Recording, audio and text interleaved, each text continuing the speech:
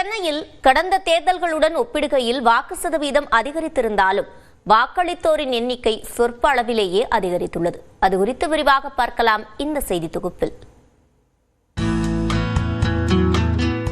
2026 சட்டமன்ற தேர்தலில் வரலாற்றில் இல்லாத அளவிற்கு சென்னையில் 83.7 விழுக்காடு வாக்குகள் பதிவாகியுள்ளன.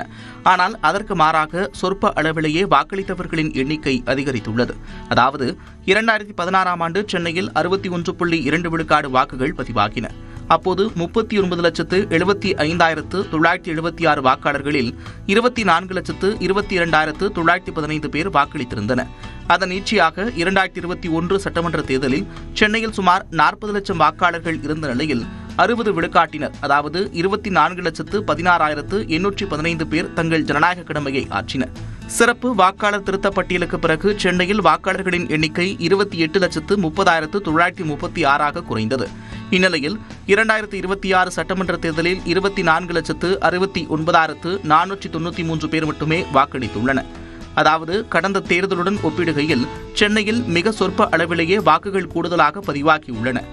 ஒட்டுமொத்த வாக்காளர்களின் எண்ணிக்கை குறைந்ததால் பதிவான வாக்குகளின் சதவீதம் அதிகமாக தோற்றமளிக்கிறது. குறிப்பிட்டு சொல்ல வேண்டுமென்றால் சென்னையில் 6 தொகுதிகளில் கடந்த தேர்தலுடன் ஒப்பிடுகையில் குறைவான வாக்குகள் பதிவாகியுள்ளன. 1000 விளக்கு தொகுதியில் 2021 தேர்தலில் 1,36,673 வாக்குகள் பதிவாகியிருந்த நிலையில் தற்போது 1,30,881 பேர் மட்டுமே வாக்களித்துள்ளனர்.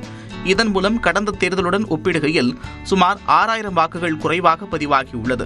தியாகராய நகரில் கடந்த தேர்தலில் 1,38,198 வாக்குகள் பதிவாகியிருந்தன. ஆனால் இந்த முறை சுமார் 5,500 வாக்குகள் குறைந்து 1,32,624 பேர் மட்டுமே வாக்களித்துள்ளனர். மயிலாப்பூரில் 2021 தேர்தலில் 1,53,643 பேர் வாக்களித்திருந்த நிலையில் தற்போது 1,49,392 பேர் மட்டுமே தங்கள் ஜனநாயக கடமையை ஆற்றியுள்ளனர்.